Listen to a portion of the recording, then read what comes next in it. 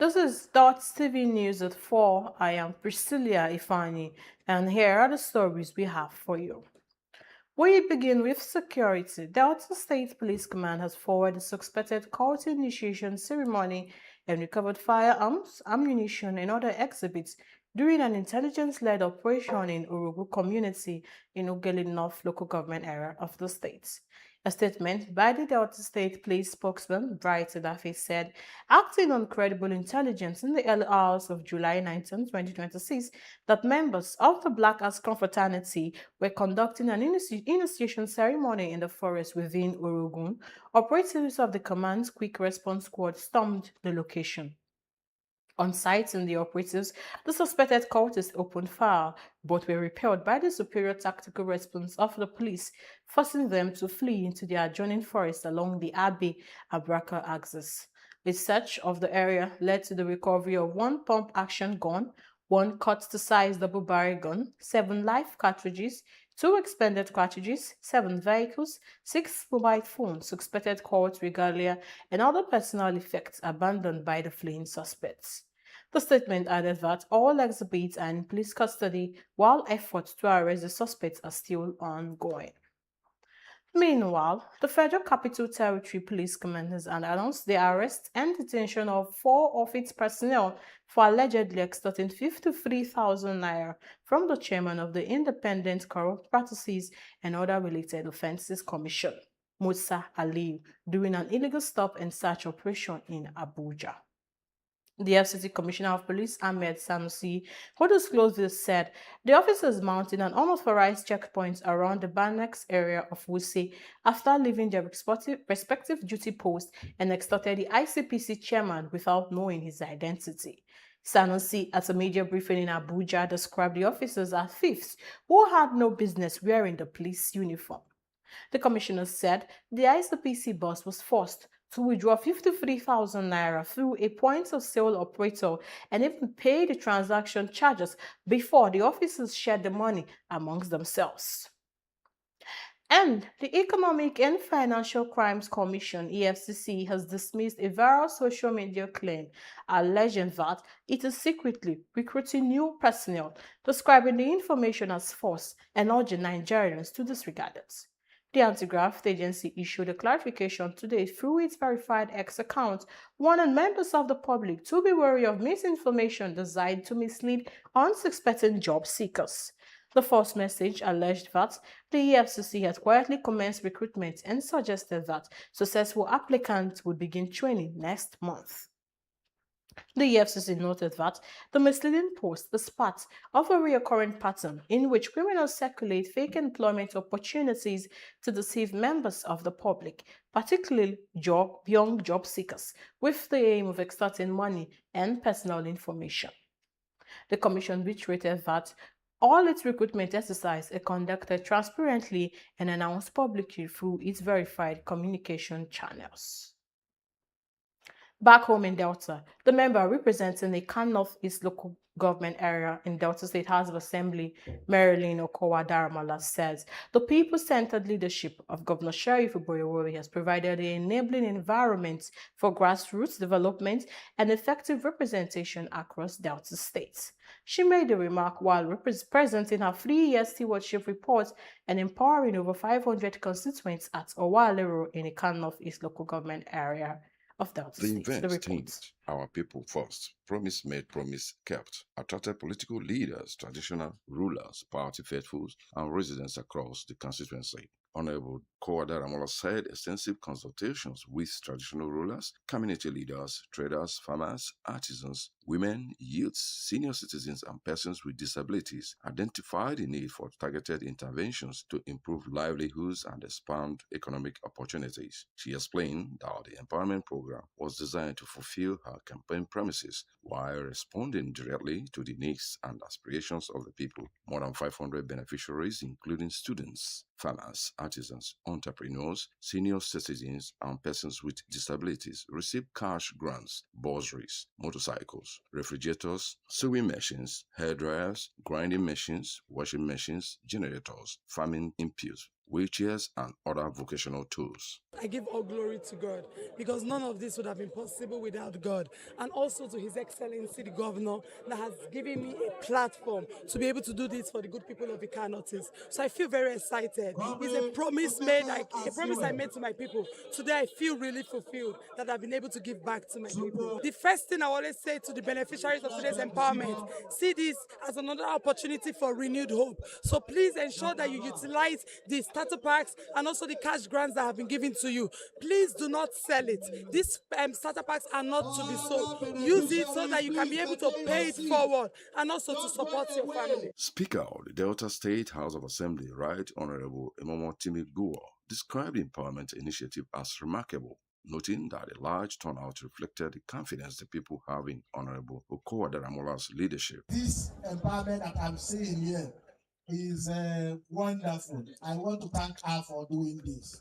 So my colleague member representing the North East, let me congratulate you and say that you have done excellently well. Even in the floor of the House, you've done excellently well. And outside the House of Assembly, you are doing very well. I must say this.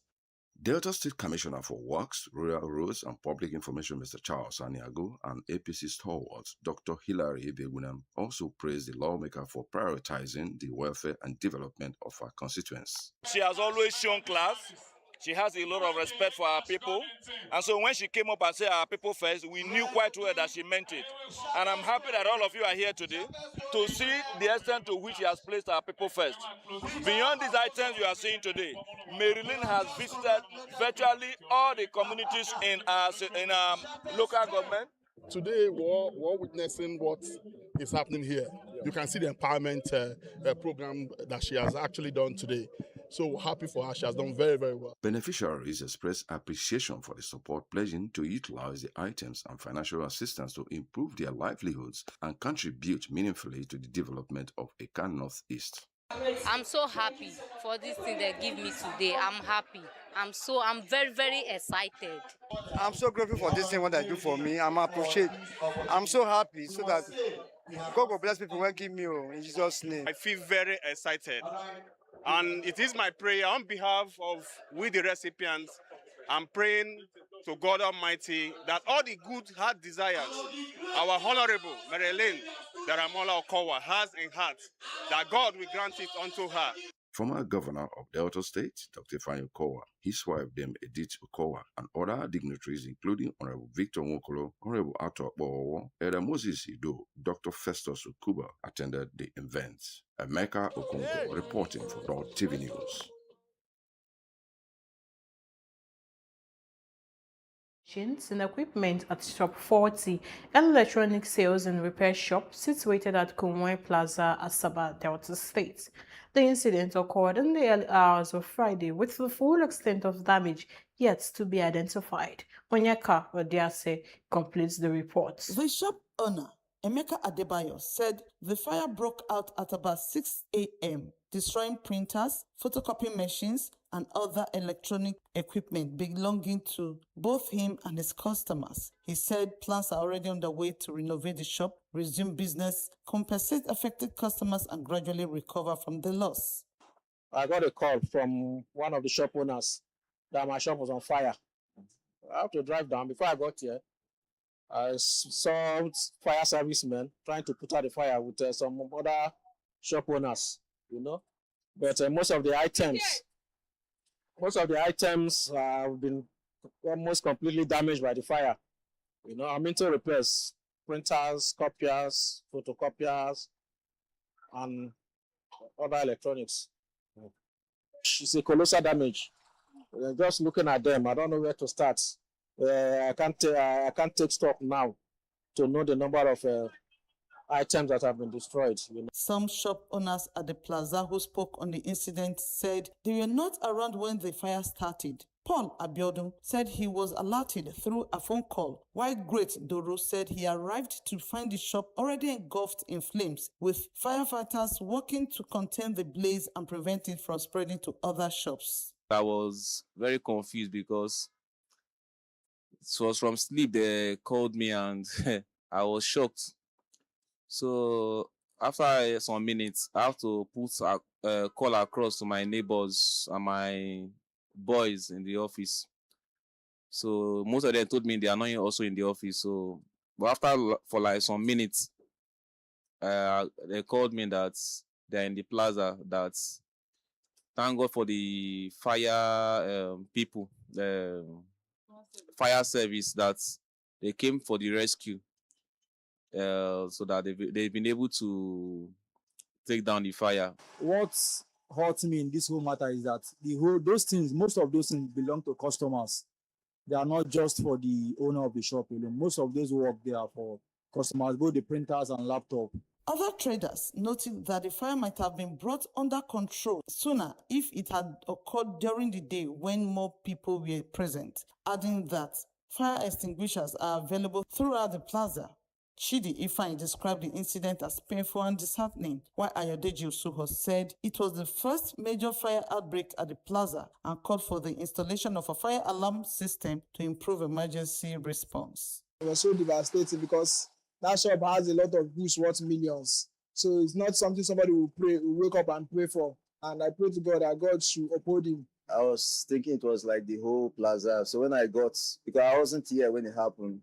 So when I got here, I found out it was a single shop. So I'm still feeling sad over it. Meanwhile, the cause of the fire has not been established and the full extent of the damage is still being assessed. Shop owners described the incident as a major setback for the affected businessman, expressing sympathy over the losses. They also urged business owners to insure their shops against unforeseen circumstances and called for stronger fire safety measures to prevent a reoccurrence. Onyeka Odiase, Dott TV News.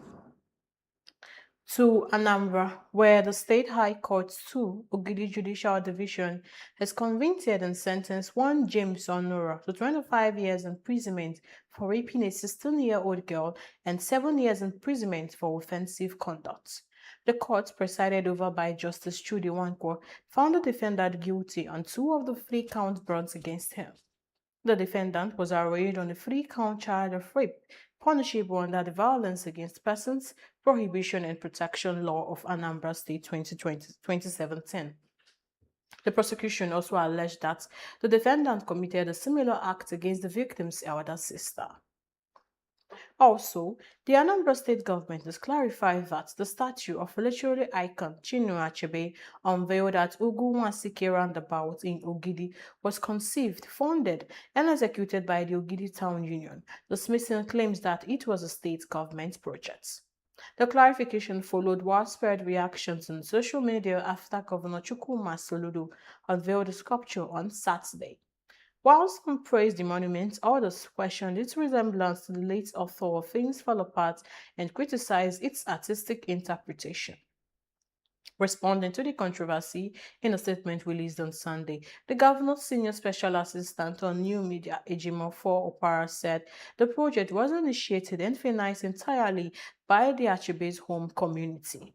He urged critics not to undermine what he described as a thoughtful initiative by the community. Elsewhere, the University of Calabar has retreated its bans on wild post-examination celebrations and other acts capable of disrupting peace on the campus. The registrar of the institution, Chukwu Kaicha, conveyed the management directive in a statement in Calabar. HR expressed concerns that some students, particularly final year students, engaged in unlawful celebrations after their final examinations. According to her, such celebrations often involve reckless driving, flying of colors, and other forms of disorderly conduct. Coming up shortly on the news at 4, Andy Bonham says politicians need to be better in his first speech as UK's Prime Minister. And as on foreign scene, we also have sports news all coming after the break. Please stay with us.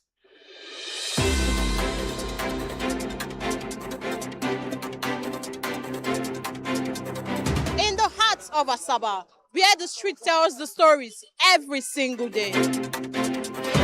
From the corridors of powers to the decisions shaping governance and politics in Delta and Nigeria.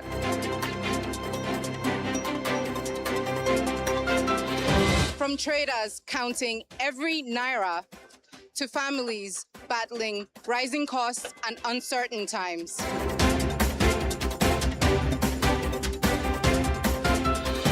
From football pitches to sporting successes to the major developments making the headlines all over the world.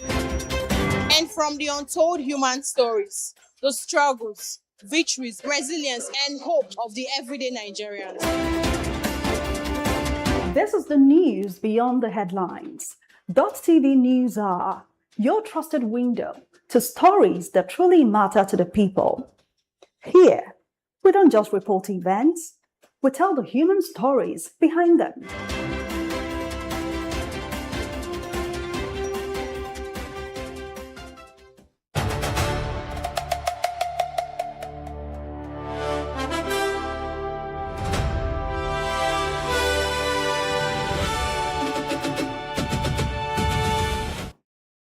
Thanks for still being there. Now to the rest of our stories. President Bola Tinubu has called on other African countries to lend their voice to unanimously condemn the ongoing Afrophobic attacks, also known as xenophobia, in South Africa. Speaking on Sunday in Freetown, Sierra Leone, during the 69th ordinary section of the ECOWAS Authority of Heads of States and Governments, Tinubu said a united voice will send a clear message to South Africa that such intolerance is absolutely not acceptable under any form. Tinubu, who was represented by his deputy vice president, Kashim Shettima, informed the African leaders that the Nigerian government had already evacuated over 1,490 of its citizens from harm's way in 7 batches. He also declared Nigerian support for the newly developed ECOWAS Compact for the Future of Regional Integration, noting that the document reinforces the region's shared commitment to rebuilding trust between citizens and public institutions.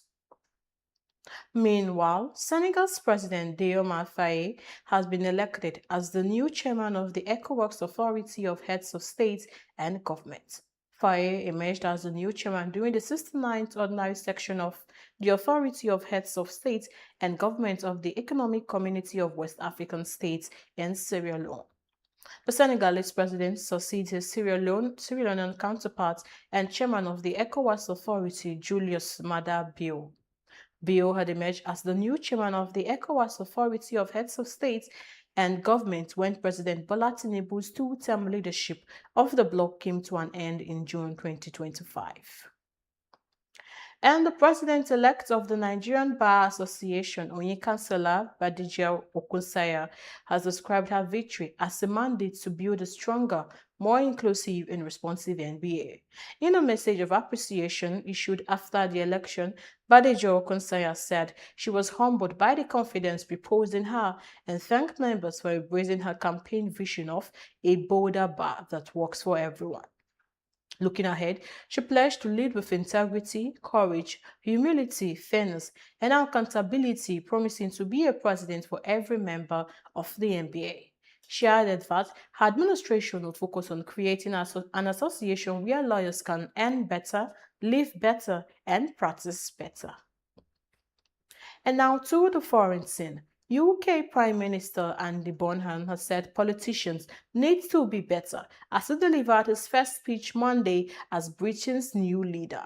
Bonham spoke for several minutes outside 10 Downing Street, where he promised to end street sleeping by homeless people and deliver a circuit breaker for a system he says has taken wrong turns since the 1980s.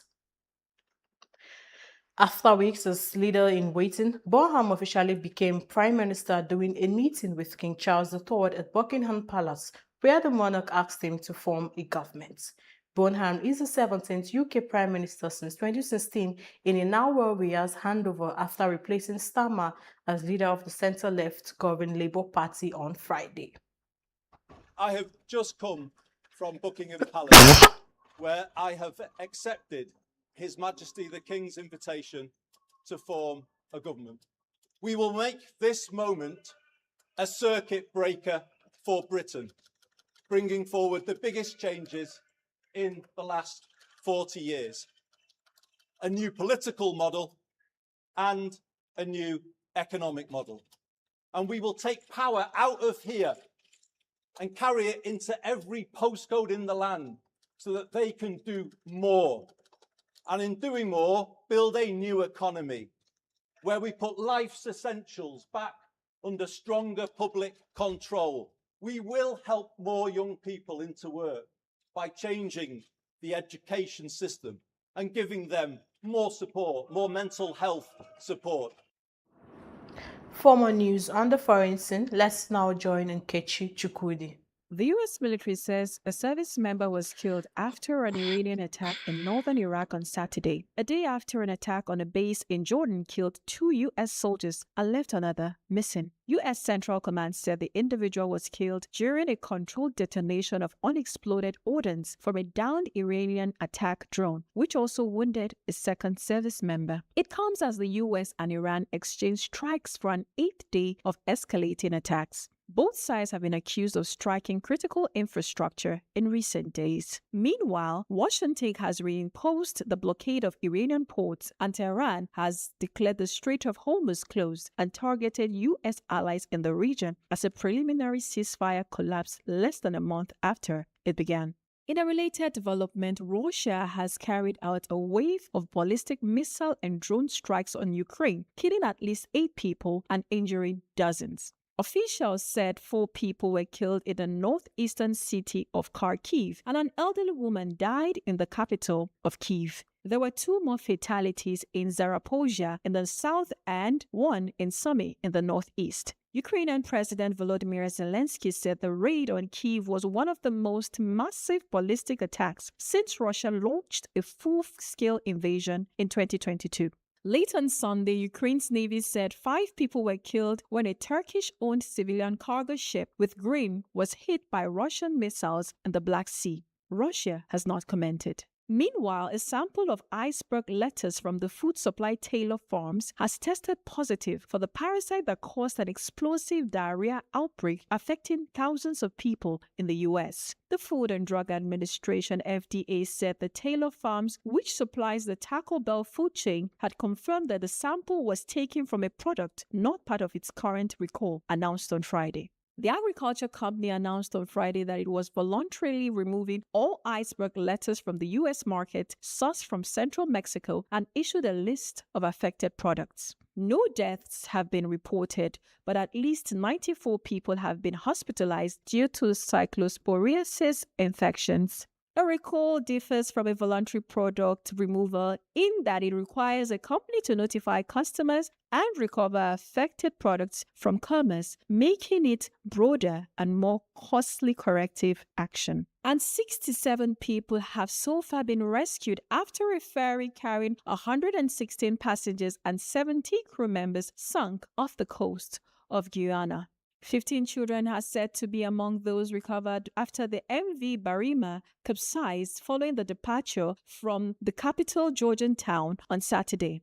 15 children are said to be among those recovered after the MV Barima capsized following its departure from the capital Georgetown on Saturday. Dozens of people are still missing. Those rescued include 41 men and 11 women, Prime Minister Mark Phillips told media. He added that the boat's captain was among that number. Phillips said the boat had been within its weight capacity at the time of the incident and that it was licensed to hold more than 300 passengers. U.S. President J.D. Vance has announced that Second Lady Usha Vance has given birth to her 4th child. Alec Vance's arrival marks the first time in more than 150 years that a Second Lady has given birth while in office. As they settle into the life of a family of 6, the Vances will be spending more time in a rural northern Virginia, leasing part of a sprawling multi-million-dollar property in the wealthy enclave of Middleburg. The rental is an effort to provide the Second Lady and the Vance children with a greater sense of normalcy away from the scrutiny of Washington, D.C., according to the people familiar with the matter. Reporting for Dott Television News, I am Nkechi Chukwudi. Up next is sports news with Anthony Uche. We start with some football news, as Spain have been crowned champions of the world for a second time, following an extra time 1-0 win over Argentina, thanks to a superb Ferran Torres goal. Spain were deserving winners of what was a desperately disappointing World Cup final, largely due to Argentina resorting to the dark arts and having Enzo Fernandez sent off for a second yellow card just before the game went into extra time. Ferran Torres then struck in the 106th minute to break the resistance of 10-men Argentina. The showpiece had the President of the United States of America in attendance among other prominent people, and also featured a 27-minute long halftime show. On Saturday, England defeated France by 6-4 in a highly enthralling bronze medal final, with Kylian Mbappe confirming his second World Cup Golden Boot with a total of 10 goals, 2 ahead of Lionel Messi in second place. Other individual accolades include Spain's captain Rodri winning the Golden Ball award as the tournament's best player. Messi won the silver ball as the second best player, with Kylian Mbappe named the bronze ball winner. Spain's Unai Simon claimed the Golden Glove award for the best goalkeeper after conceding just once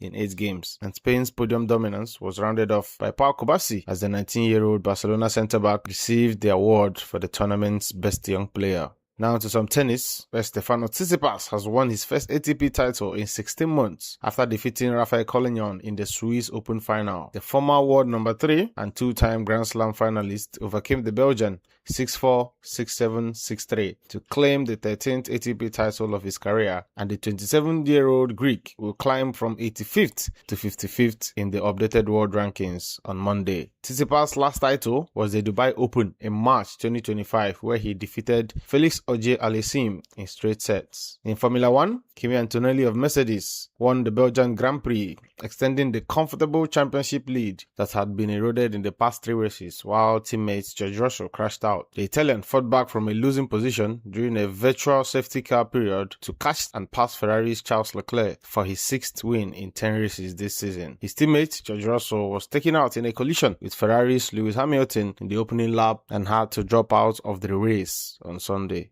From the sports desk, Anthony Uche for Dott TV News. That's all we have for you on Dott TV News at 4. Thank you for your time. I am Priscilla Ifani.